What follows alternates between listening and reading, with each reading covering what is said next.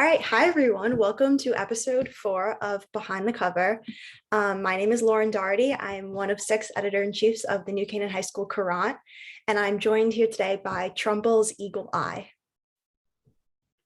I'm Burges. I'm also one of the EICs of the New Canaan High School Courant. Super excited to be here. Hi, it's really nice to meet you guys. My name is Neya Kidambi. I am the sole editor-in-chief of the Trumbull High Eagle's Eye. And it's really great to be here. Thanks for having me.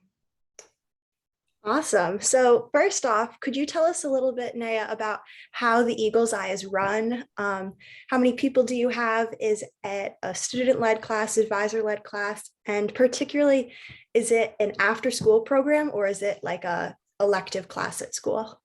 Yeah, absolutely. So Eagle's Eye is an after-school like extracurricular program.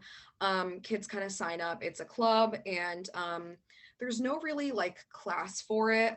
Kids tend to take journalism beforehand, but with more recent generations, we're seeing that a lot of kids don't have the opportunity to take journalism. So one thing that I've added is teaching journalism workshops for those younger writers and in our department, learning how to write journalistic articles and articles in general isn't really something that's taught.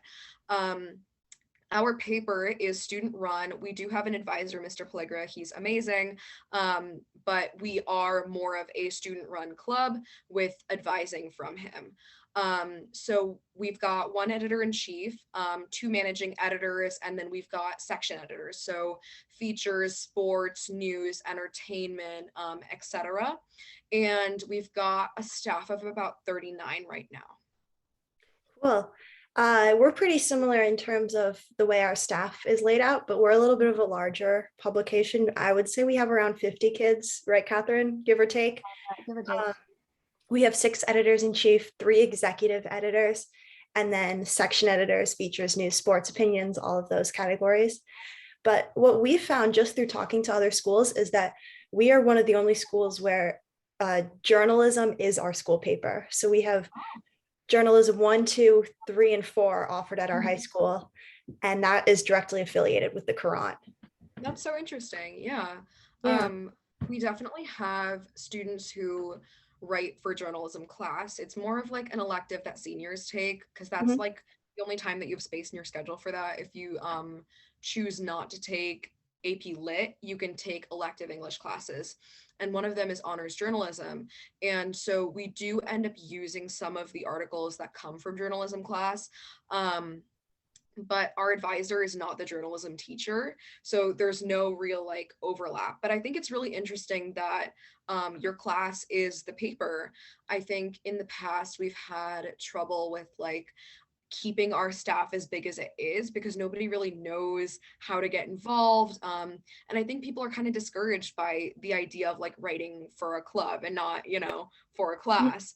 And so I think people want to go towards like the more extracurricular clubs rather than writing for fun.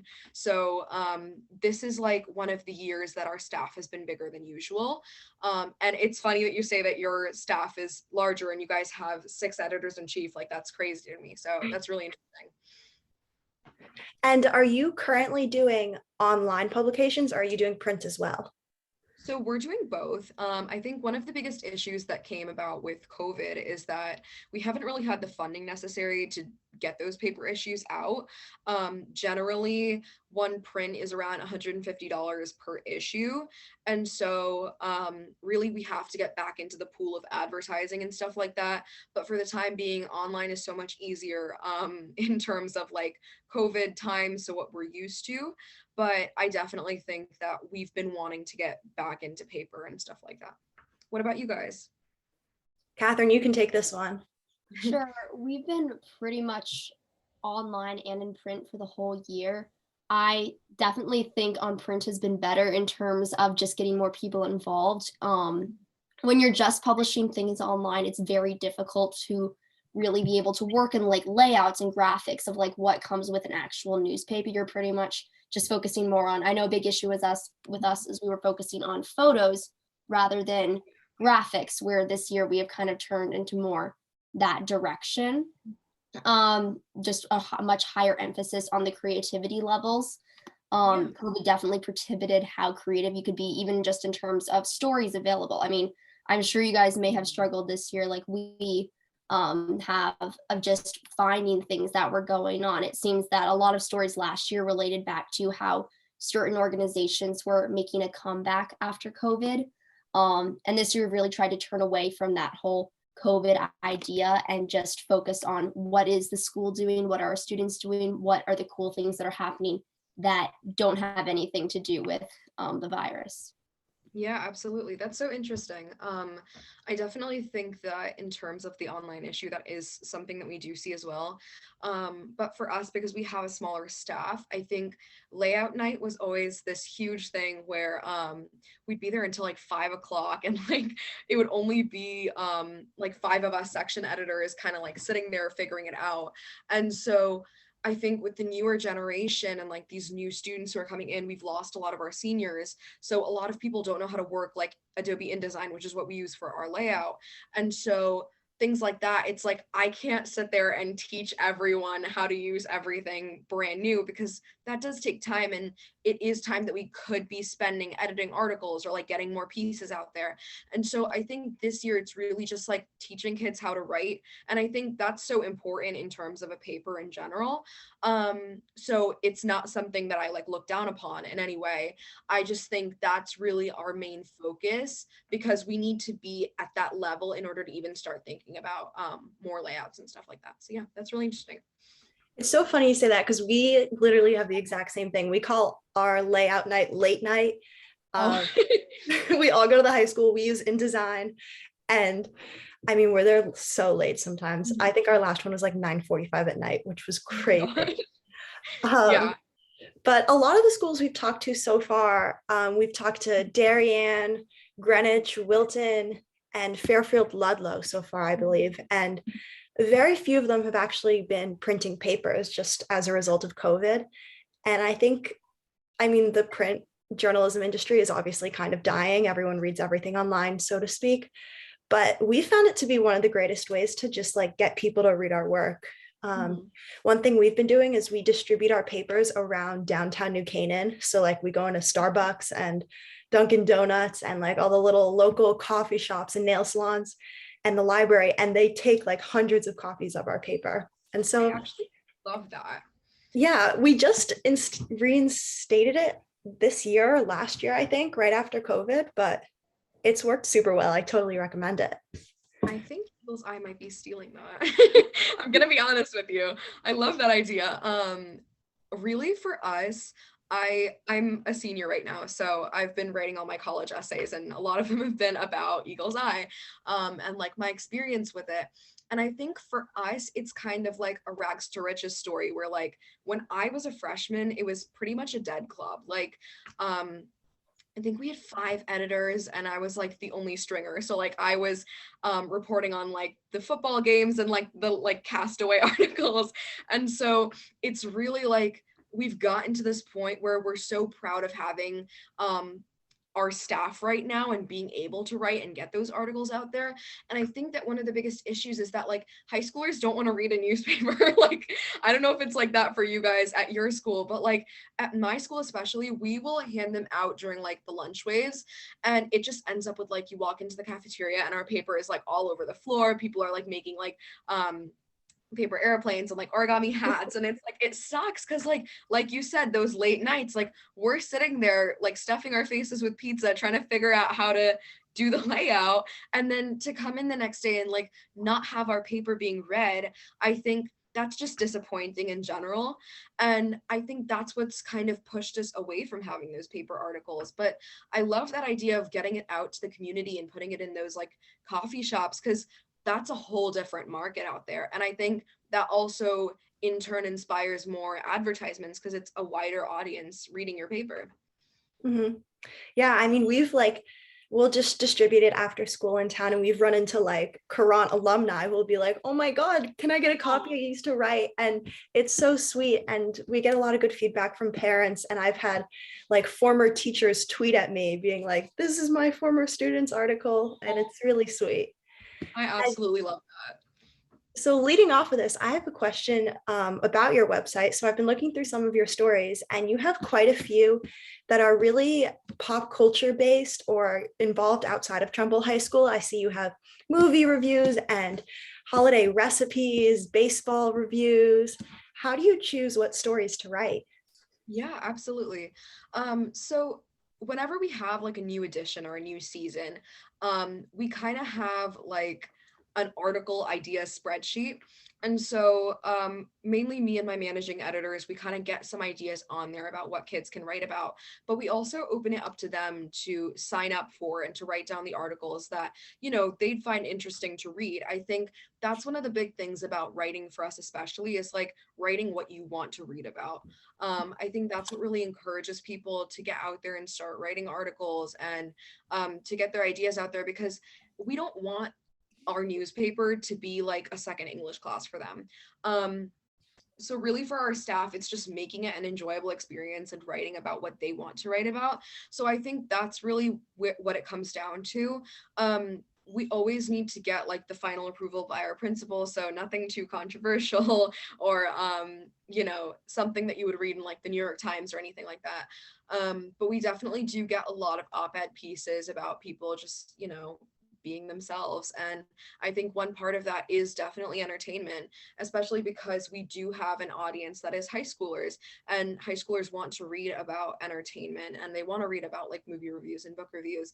And, I always say, like, if that's what gets their creative juices flowing, then by all means, as long as it's not like hurting anyone, write about whatever you want to write about. Mm-hmm. Yeah. And going off of that, when you say your teacher has to approve your story ideas, have you ever felt limited by that, or like you couldn't write about something you wanted to write about? Yeah, definitely. It's more of our principal approving, not our teacher. Our teacher's kind of like, do what you got to do. But when it comes down to our principal, it's like maintaining the image of the school and stuff like that, which totally understand. I am a law girl myself, so definitely like the legality of that. I get it. But when it comes down to it, I think it was my freshman year. I wrote like an an expose on SeaWorld, or like, what is it called? There's like this aquarium thing at our local mall, and it was found to be like a lot of animal abuse happening there. And I'm really passionate about all of that stuff. So definitely writing an expose on that was like me getting out my journalistic instincts and getting it down on paper, but it did not get approved and it wasn't allowed to be in the paper. And I think that kind of dampened my spirit, if that makes sense, where I really wanted to write about like news and hard-hitting news and exposés, and I was all about that. But then when it came down to it, that wasn't allowed to be published. So I definitely do agree. I think it does cut down on your creativity, but I also understand the other side of it, where things need to be school appropriate, and you're not writing for the New York Times, you're writing for a high school newspaper. So I do get that, like, not everyone wants to sit there and read about an expose as opposed to like a football game.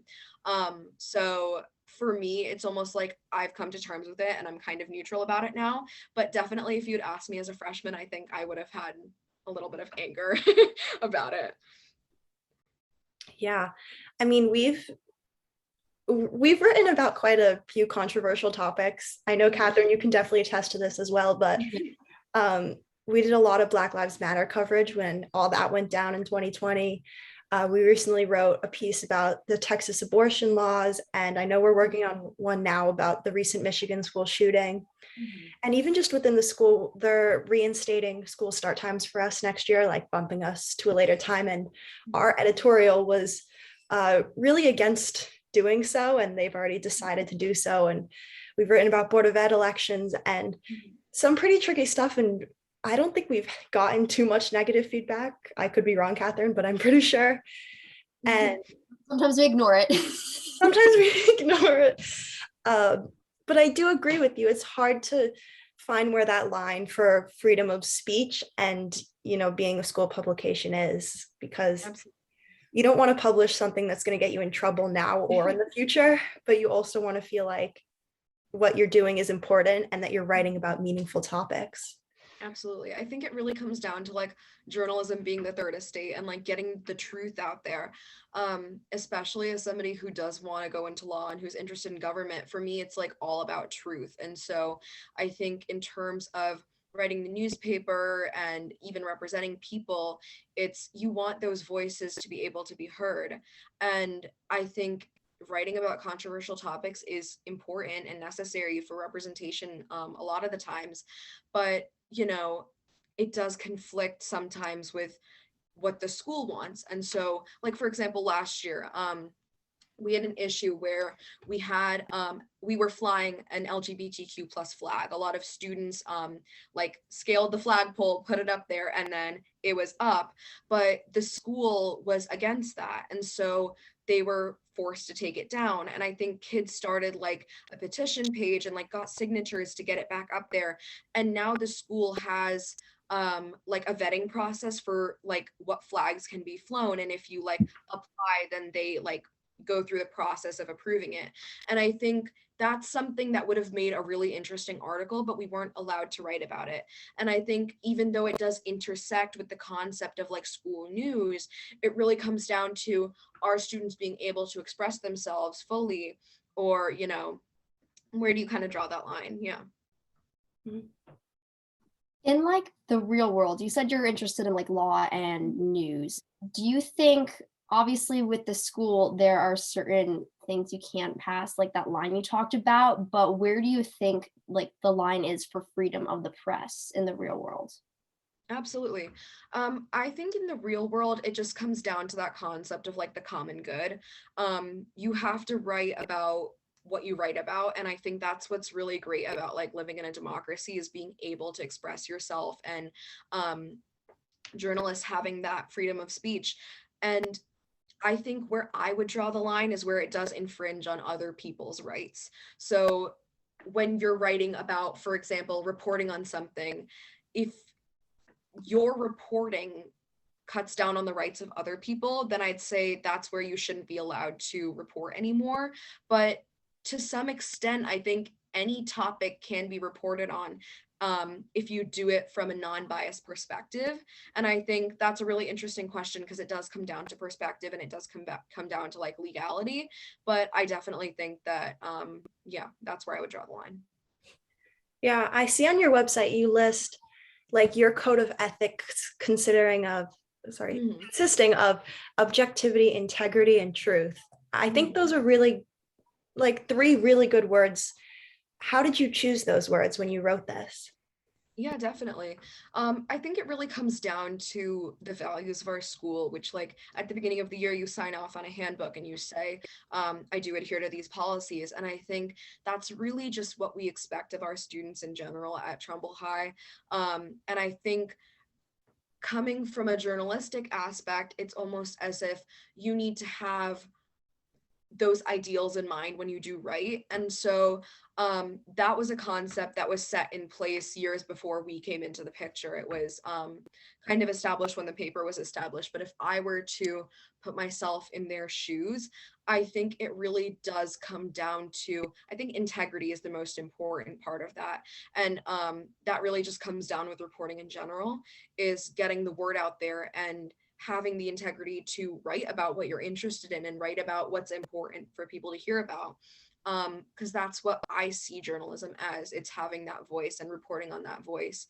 So it is a representation of the people. And as a school publication, you are representing the voices of your classmates, your peers. And as people who are growing up to become adults, it is really important to have that voice and to be represented by a paper. Mm-hmm. Totally. And just to wrap us up with one last question, because I know, Catherine, you have to run to work, but this is something I've been asking everyone I've talked to, and I'd like to hear both your opinions on this, Catherine and Neya, but many people say that journalism is a dying industry. Do you agree with this? Why or why not? I think if you're okay with me going first. Totally. Go ahead. I fundamentally disagree with that. I think journalism is something that will always be a part of our lives, and It's not really, I think the mode of journalism may be undergoing changes, but journalism as an art, as a career, as a concept will never go away. It's part of like our fundamental humanity. I think even if you went back and looked at like cave drawings, you'd find some sort of news reporting. And I think it really just, journalism is something that surpasses time. It's just the concept of letting your people have a voice and speak up, whether that comes in the form of verbally, written down. It's just a way to express yourself. And I think that's what I love about journalism as opposed to I don't know, for example, any other form of writing or any other form of expressing yourself. I think journalism is so unique in the way that you utilize those words, but you do it in a way that comes from a standpoint of truth and honesty and reporting. Yes, you have opinions wrapped up in that. There's no way to be a journalist and not have your opinion. But I think that's just what's so special is you need to allow people to know what's going on, and you need to know what's going on yourself. And I think it just comes down to like the responsibility of being part of a bigger whole is being a person and having your own story told. And so I would say I don't agree with that at all. I think journalism will always be an important force. I'm completely in the same boat. I think that journalism is not a dying industry. You might want to call it a changing industry, simply just in the idea that now we have social media and we have the internet and all these different online platforms. And people are still turning to that for just knowledge on any subjects. And, you know, human nature since the beginning of time, people gossip, people like to spread information, word of mouth. Invention of the printing press, then all of a sudden this can be mass produced. It's just over time, people are constantly longing to know what's going on outside of their own lives, outside of their bubble that they live in. And I feel that this is just a concept of human nature that will never change.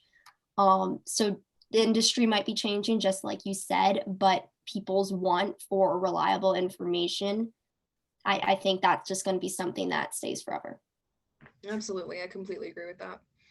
I'm glad to hear that from both of you because that's what I've heard from everyone I've talked to. And I think that's just such an excellent sign into what the future student journalists have to say. I mean, we may be like between 14 and 18 now, but give it 10 years and we'll be the journalists writing for the New York Times or, you know, doing the broadcast or whatever we're doing in the future. But I think it shows that there really is a lot of progress. And while it's evolving, there's people like us who want it to evolve and who want to contribute to that. So it's hopeful, I would say. That's the word I would use. Absolutely. I All agree right. with that. So that wraps us up. Thank you so much, both of you, for joining to me. This has been absolutely fantastic. So thank you. Thank you for having me. It was So so glad great to to be be with here. you. Yeah, of course.